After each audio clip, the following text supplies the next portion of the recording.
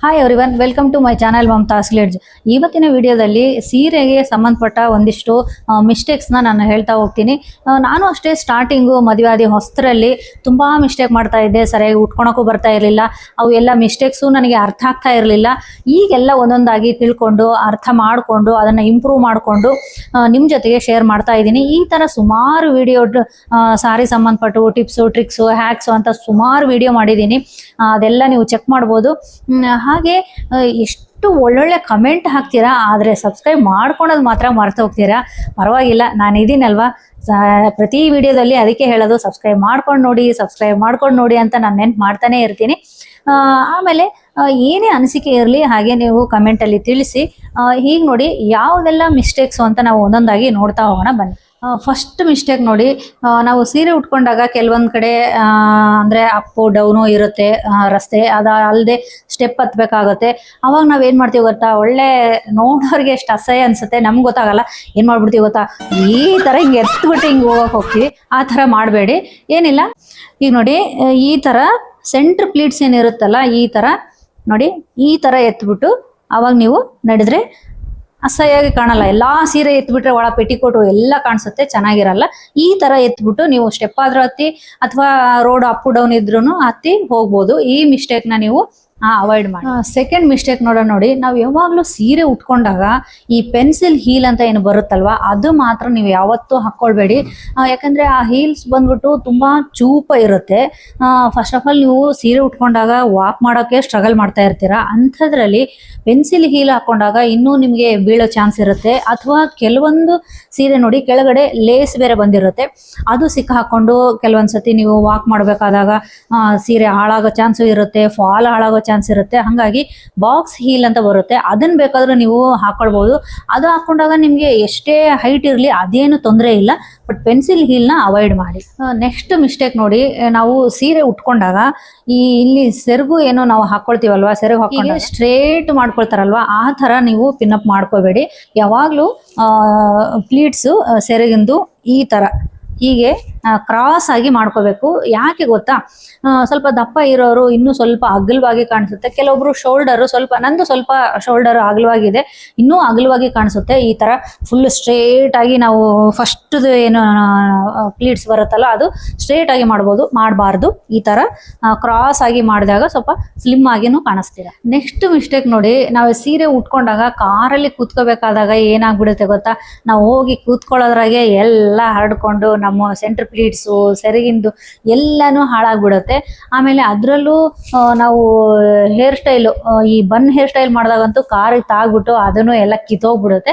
ಆ ಥರ ಮಾಡಬೇಡಿ. ಯಾವಾಗಲೂ ಕಾರಲ್ಲಿ ಕೂತ್ಕೋಬೇಕಾದಾಗ ಕಾರ್ ಡೋರ್ ಈಗಿರುತ್ತಲ್ವ, ನೀವು ಈ ಥರ ಅಂದರೆ ಮುಖ ಹೊರಗಡೆ ಮಾಡಿರಬೇಕು. ಫಸ್ಟು ನೀವು ಕೂತ್ಕೊಂಡು ಆಮೇಲೆ ಕಾಲು ಒಳಗಿಟ್ಕೋಬೇಕು.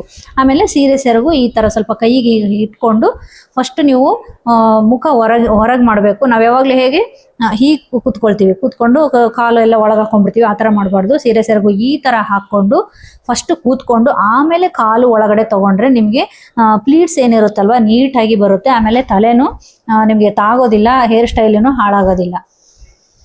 ನೆಕ್ಸ್ಟ್ ಮಿಸ್ಟೇಕ್ ಏನು ಗೊತ್ತಾ, ಸೀರೆ ಉಟ್ಕೋಬೇಕಾದಾಗ ಮಾಡೋವಂಥದ್ದು ಈ ಪೆಟಿಕೋಟು ಅಷ್ಟೇ. ನೀವು ಫಸ್ಟ್ ಚೂಸ್ ಮಾಡಬೇಕಾದಾಗೇ ಕಾಟನ್ ಪೆಟಿಕೋಟು, ಹಾಗೆ ಫ್ರಿಲ್ಸ್ ಇರಲಾರ್ದಂಥದ್ದು, ಅಂದರೆ ಇಲ್ಲೆಲ್ಲ ಕೆಲವೊಂದು ಫ್ರಿಲ್ಸ್ ಬರುತ್ತೆ, ಆ ಥರದ್ದು ತೊಗೊಳ್ಬೇಡಿ. ಅದು ಯಾವ ಥರ ನಾವು ಸೀರೆನ ಲೆಹಂಗಾ ಥರ ಏನು ಉಟ್ಕೊಳ್ತೀವಲ್ವ ಅದಕ್ಕೆ ಮ್ಯಾಚ್ ಆಗುತ್ತೆ. ಬಟ್ ನಾವು ಈ ಥರ ನಾರ್ಮಲ್ ಆಗಿ ಸೀರೆ ಉಟ್ಕೋಬೇಕಾದಾಗ ಅದಷ್ಟು ಮ್ಯಾಚ್ ಆಗಲ್ಲ, ಇನ್ನೊಂದಿಷ್ಟು ಅಗಲವಾಗಿ ಕಾಣಿಸುತ್ತೆ. ಹಾಗಾಗಿ ಆಮೇಲೆ ಯಾವಾಗಲೂ ನಾವು ಪೆಟಿಕೋಟ್ ಏನು ಕಟ್ಕೊಳ್ತೀವಲ್ವ ಅವಾಗ ನೀವು ಲೆಫ್ಟ್ ಸೈಡಲ್ಲಿ ಕಟ್ಕೊಳ್ಳಿ. ಹಾಗೆ ಎಲ್ಲೂ ಮುದ್ದೆ ಆಗದೆ ಇರೋ ಥರ ನೀಟಾಗಿ ಹೀಗೆ, ಅದು ಯಾಕಂದರೆ ನಾವು ಈಗ ಎಳೆದ್ಬಿಟ್ಟು ಕಟ್ಕೊಂಡಾಗ ಕೆಲವೊಂದು ಕಡೆ ಮುದ್ದೆ ಆಗುತ್ತೆ, ಅದನ್ನು ನೀಟಾಗಿ ಹರಡ್ಕೊಂಡು ಎಲ್ಲೂ ಮುದ್ದೆ ಬರದೇ ಇರೋ ಥರ ನೀವು ಕಟ್ಕೋಬೇಕು. ಹಾಗೇನಾಗುತ್ತೆ, ನಾವು ಸೆಂಟ್ರ್ ಪ್ಲೀಟ್ಸ್ ಮಾಡಿ ಒಳಗಡೆ ಏನು ಟಕ್ ಮಾಡ್ಕೊಳ್ತೀವಲ್ವ ಅವಾಗ ನಿಮಗೆ ದಪ್ಪ ಕಾಣಿಸಲ್ಲ.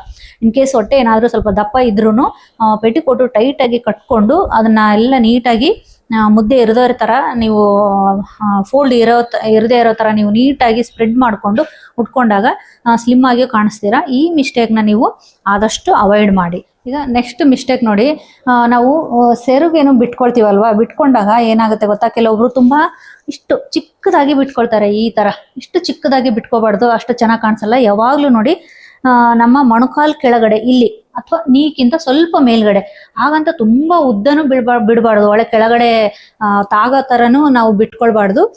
ಆಮೇಲೆ ಅದರಲ್ಲೂ ಸ್ವಲ್ಪ ಹೈಟ್ ಕಡಿಮೆ ಇರೋರು ಇನ್ನೊಂದ್ ಚೂರು ಮೊಣಕಾಲ್ಗಿಂತ ಕೆಳಗೆ ಇನ್ನೊಂದ್ ಚೂರು ಉದ್ದ ಬಿಟ್ರು ಅವ್ರು ಸ್ವಲ್ಪ ಹೈಟ್ ಆಗಿ ಕಾಣಿಸ್ತಾರೆ.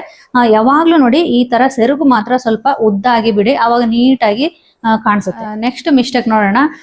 ಸೀರೆ ನಾವೇನು ಪಿನ್ ಮಾಡ್ಕೊಂಡಿರ್ತೀವಲ್ವಾ, ಅಂದ್ರೆ ಸೆರಗು ಇಲ್ಲಿ ಎಲ್ಲ ಪ್ಲೀಟ್ಸ್ ಮಾಡಿ ಪಿನ್ ಮಾಡ್ಕೊಂಡಿರ್ತೀವಿ, ತುಂಬಾ ಮುಂದೆ ಮಾಡ್ಕೋಬಾರ್ದು. ತುಂಬಾ ಮುಂದೆ ಮಾಡ್ಕೊಂಡಾಗ ಏನಾಗುತ್ತೆ ಗೊತ್ತಾ, ಈ ತರ ಭಾಗದಾಗ ಹೀಗೆ ಬೀಳೋ ಚಾನ್ಸ್ ಇರುತ್ತೆ. ನಾವೇನಾದ್ರೂ ಫಂಕ್ಷನ್ಗೆ ಹೋದಾಗ ಏನಾದ್ರೂ ಮಾಡ್ಬೇಕಾಗತ್ತೆ, ಅಥವಾ ಮನೆಯಲ್ಲೇ ಆಗ್ಲಿ ಏನಾದ್ರೂ ಕೆಲಸ ಮಾಡ್ಬೇಕಾದ್ರೆ ಕೆಳಗಡೆ ಏನಾದ್ರು ಬಿದ್ದಾಗ ಈ ತರ ನಾವು ತಗೊಳ್ಬೇಕಾದ್ರೆ ಬಾಗ್ಬೇಕಾಗತ್ತೆ, ಅವಾಗ ಸೀರೆ ಇದೆಲ್ಲ ಹೀಗೆ ಮುಂದೆ ಬರುತ್ತೆ.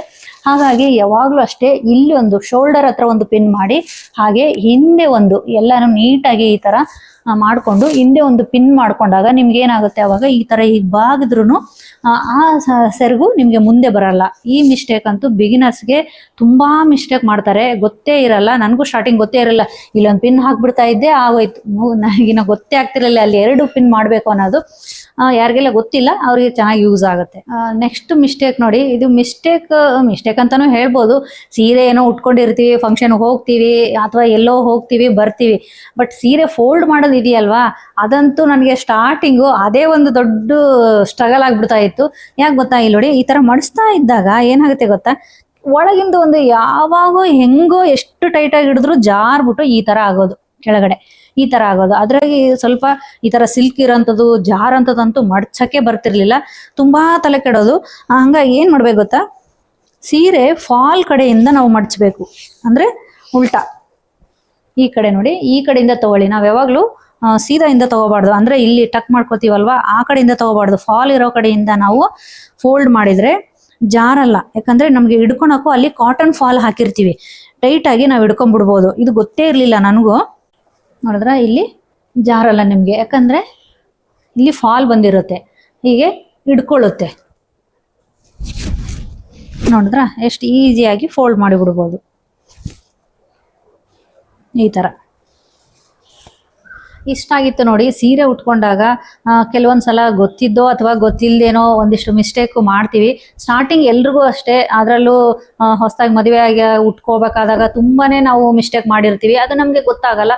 ಹೋಗ್ತಾ ಹೋಗ್ತಾ ತಿಳ್ಕೊಂಡು ಅದನ್ನ ಸರಿ ಪಡಿಸ್ಕೊಂಡು ನಾವು ನೀಟಾಗಿ ಏನು ಸೀರೆ ಉಟ್ಕೊಳ್ತೀವಲ್ವ ಅದು ಮುಖ್ಯ ಆಗುತ್ತೆ.